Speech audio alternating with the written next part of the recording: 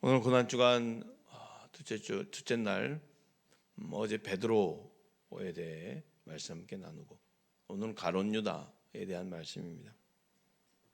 예수님은 가룟 유다에 의해서 대제사장에게 넘겨주셨고 대제사장은 빌라도에게 이제 넘기죠.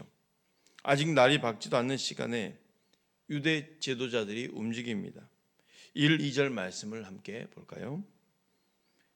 새벽에 모든 대제사장과 백성의 장로들이 예수를 죽이려고 함께 의논하고 결박하여 끌고 가서 총독 빌라도에게 넘겨주니라. 그렇게 되어 있어요. 대제사장들을 비롯한 공회원들은 예수님을 죽이기로 결정했지만 유대인의 방식으로 돌로 쳐서 죽이기는 곤란했습니다. 왜냐하면 그때가 6월절 새벽이었거든요. 돌로 쳐서 사람을 죽이면 자신이 부정해져서 6월절을 지금 참여할 수 없게 된 거예요. 이들은 원래 명절을 피하려고 했어요. 그러나 사형 집행일을 차일 피일 미루었다가는 어떻게 되겠습니까? 군중들이 지금 막 모이고 무리들이 모이다 보면은 예수님을 따르는 자들이 많아지겠죠. 그러면 예수님의 지지자들이 결집할 시간을 주어서 예수님을 죽일 절호의 찬스를 놓치게 된다라는 그 두려움 때문에 유대인의 그 유월절을 안 지켜도 되는 로마 총독 빌라도에게 예수님을 넘겨 죽여 달라고 요청한 겁니다.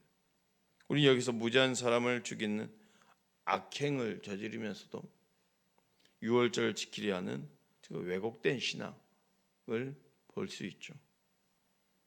그러니까 아무리 주일마다 예배를 드려도 아무리 많은 헌금을 드린다 해도 일상 가운데 악행을 저지르고 있다면 바로 대제사장들 그리고 여기 나오는 공회의원들처럼 가증한 자로 평가받을 수밖에 없다라는 것입니다. 우리의 모습이 어떻게 될까요? 이렇게 기도와 또 주일 성수 또 11조 또 신앙생활 가운데 교회 안에서뿐만 아니라 우리 일상에서도 불의를 행하지 아니하고 의를 이루기 힘쓰고 그 불의에 타협하지 말아야 되는 그런 모습들이 우리에게도 있어야 된다는 거죠. 이 상황 속에서 가룟 유다의 모습이 그려지고 있습니다. 3절 4절 볼까요? 그때 예수를 판 유다가 그의 정죄됨을 보고 스스로 뉘우쳐 그 은 30을 대제사장들과 장로들에게 도로 갖다 줬어요. 4절 이르되 내가 무지한 피를 팔고 죄를 범하였다 하니 그들이 이르되 그것이 우리에게 무슨 상관이냐 내가 당하라 하거늘 그랬습니다. 우리는 가룟 유다가 무지한 피를 팔고 죄를 범했다고 스스로 고백하는 그 모습을 지금 보면서 율법이 성취되고 있는 그 장면이 지금 나오는 거예요. 율법에는 이렇게 나왔거든요. 무고한 자를 죽이려고 뇌물을 받는 자는 저주를 받을 것이라. 그 율법이 그대로 성취되고 있는 거죠. 가룟 유다는 예수님이 유대 종교 지도자들에게 정죄됨을 보고는 그들에게 예수님 판 것을 후회합니다. 그래서 자신이 받았던 은 30을 도로 갖다 주는 거예요. 그리고 예수님을 자기에게는 이런 무지한 피를 팔았다는 거죠. 그런데 저들이 예수님을 놓아줄 리가 만무하잖아요. 자신이 무지한 피를 팔아 죄를 지었다고 호소했지만 아무 소용이 없었습니다. 결국 가룟 유다는 돈을 성소에 던져놓고 스스로 목을 매 죽은 겁니다. 그는 범죄로 얻은 돈을 내어놓고 자신이 잘못했다는 증거로 스스로 목숨을 끊었다는 거예요. 가룟 유다가 행한 일은 인간이 자신의 잘못을 깨닫고서 할 수 있는 최대치였다는 거죠. 자신의 잘못을 저지르고 인간이 할 수 있는 최대치의 모습을 보여줬어요. 그러나 이런 행위가 죄를 사하는 데는 아무 소용이 없습니다. 가룟 유다는 자신의 죄값을 치르기 위해서 불의로 얻은 소득을 버렸고 스스로 목숨을 끊었으나 하나님을 찾지 않았다는 거죠. 그는 죄 문제를 해결하실 수 있는 주권자 하나님 앞에 지금 나아가지 않았다는 것입니다. 우리는 인간 스스로 무엇을 해도 자신의 죄를 담당할 수 없는 무능한 존재임을 깨달아야 됩니다. 인간의 어떤 노력도 죄 문제 앞에서 전적으로 무기력함을 깨닫고 오직 하나님만 의지해서 죄사함의 은총을 받아야 된다는 거예요. 오늘 가룟 유다의 모습을 보면서 우리가 깨달아야 될 모습이 그거예요. 묵상해야 될 모습이 그거예요. 죄사함의 문제. 우리 인간이 스스로 해결할 수 없다라는 거. 유다는 은 30을 성전에 던져 넣었지만 그것이 성전에 받아들여지지 않네요. 5절 6절이에요. 5절 6절 말씀 우리 함께 읽어볼까요? 5절 6절 시작. 유다가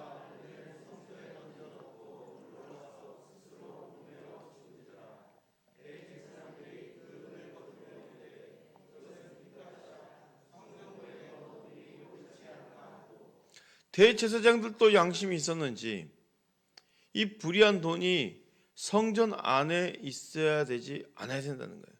성전에 두는 것이 옳지 않다고 생각하는 거예요.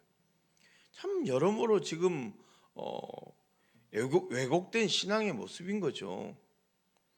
그래서 대제사장들은 예수님의 핏값으로 어떻게 합니까? 토기장에 밭을 매입하기로 결정합니다.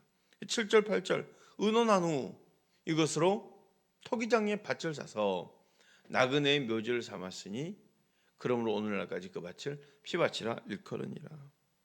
그 밭을 나그네 묘지로 삼았다는 거죠. 즉 예루살렘에 영광 없는 사람들, 그렇게 죽은 사람의 묘지로 삼았다는 거예요. 대제사장들의 이런 결정, 마치 스스로 경건한 척 보이지는 그런 모습이지만 이들의 모든 행위는 악의 위선에 기반하고 있었어요. 그 어떤 행동도 이 가식도 그 악을 덮을 수 없는 것입니다. 마치 선한 일을 하는 것처럼 그렇게 포장하지만 그것으로 지금 저들의 가식과 악을 덮을 수 없다라는 거죠. 지금 가룟 유다의 모습과 함께 이 대제사장들의 그 가식적인 모습도 함께 나오잖아요.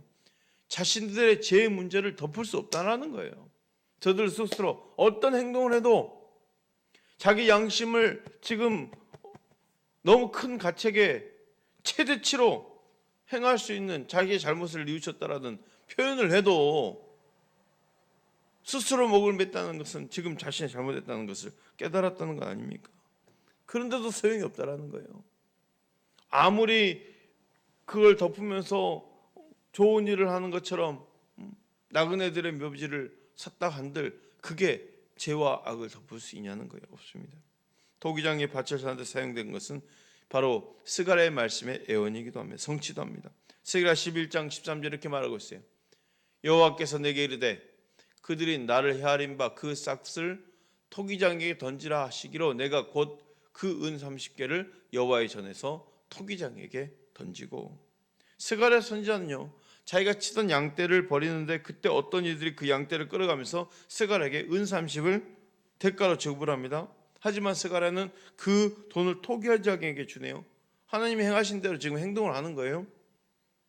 스가랴의 양떼를 버린 값 30을 은 30을 자기가 갖지 못하고 하나님을 상징하는 토기장에게 준 것처럼 유다도 지금 어떻게 합니까? 예수님을 버린 값으로 은 30을 자기가 갖지 못하고 성전에 던졌잖아요. 그 돈 또한 성전에 쓰지 못하고 땅을 사는데 토기장의 땅을 사는데 사용됐다라는 거죠. 애원의 성취가 지금 이루어지고 있습니다. 하나님은 악인을 통해서라도 말씀을 반드시 이루십니다. 결국 악인은 하나님의 심판을 그대로 당할 수밖에 없는 것을 보여주고 있습니다. 가룟 유다가 멸망한 것, 예수님을 배신했던 그 행동 때문일까요? 아닙니다. 예수님을 배신했기 때문에 그가 멸망당한 게 아니에요. 예수님을 배신한 사람은 수도 없이 많습니다. 지금 베드로 또 그에 따른 제자들도 다 군중의 그 무리들도 다 예수님을 배반한 거 아니에요. 하지만 가룟 유다가 멸망당한 것은 예수님을 배반해서 멸망당한 것이 아니라 자신의 죄를 스스로 책임지려 했기 때문에 멸망당한 거예요. 그가 예수님을 찾아가 진심으로 회개했다면 그도 다른 제자들과 같이 사도의 사명을 감당할 수 있었을 것입니다. 그러나 그에게는 예수님에 대한 믿음이 없었습니다. 다윗은 밧세바와 간음하고 그녀의 남편을 살해 교사하는 범죄를 저질렀을 때 그 죄를 스스로 책임질 수 없음을 깨닫고 하나님 앞에 눈물로 호소했어요. 다윗은 제3의 유일한 방법이 하나님의 긍휼함을 믿었습니다. 그의 그 죄 가운데 고백이 바로 시편 51편 시예요.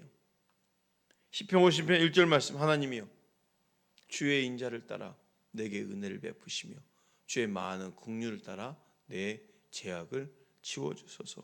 제3의 유일한 방법은 하나님께 긍휼을 구하고 오직 하나님 앞으로만 나아가는 것뿐임을 믿으시길 바랍니다. 오직 하나님께만 긍휼을 구하는 거예요. 베드로와 다른 제자들도 마찬가지입니다. 예수님을 다 배반한 자들입니다. 하지만 부활하신 예수를 만나서 회개하고 제3의 은혜를 받았다는 것을 우리는 기억해야 됩니다. 그러므로 성도는 제3의 은혜를 위해 주님 앞에 온전히 회개해야 됐다는 거예요. 가룟 유다와 다른 제자들의 차이가 있어요. 스스로 목숨을 끊은 가룟 유다와 달리 다른 제자들은 회개하고 새 삶을 살았다는 거예요. 사랑하는 성도 여러분, 회개하면 새 삶을 살 수 있다는 그 믿음을 가지고 오직 주 앞에 나아가시길 바랍니다. 그들의 범죄와 죄사함의 경험은요 어떻게 됩니까? 나중에 복음 전도의 근거가 되는 거예요. 내가 이렇게 큰 죄를 지은 사람이야, 내가 이렇게 예수님을 부인한 사람이야 하면서 당당하게 자기 죄를 고백하고 그 죄사함의 은혜가 결국은 복음을 증거하는 도구가 되어졌다라는 거예요. 사도 바울도 그렇게 말하지 않습니까? 내가 죄인 중에 계수했다고. 과거 자신의 죄와 이제 죄사함의 기억이 닿는 많은 사람에게 복음을 전하는 동력이 되는 것입니다. 십자가 앞에 두고 가룟 유다 사건을 통해 깨닫는 바가 있죠. 자신의 죄와 가오를 씻기 위한 인간의 노력들은 모두 실패라는 것. 죄값을 스스로 치를 수 있다고 생각하는 것 자체가 큰 교만이요 무서운 착각입니다. 죄에 대해 가장 좋은 자세는 성령님의 인도하심을 따라서 진심으로 회개하고 하나님의 긍휼하심을 의지하는 것, 그것을 기억하시고 고난 주간을 보내는 오늘 하루도 주님과 온전히 동행함으로 승리하시길 축복합니다.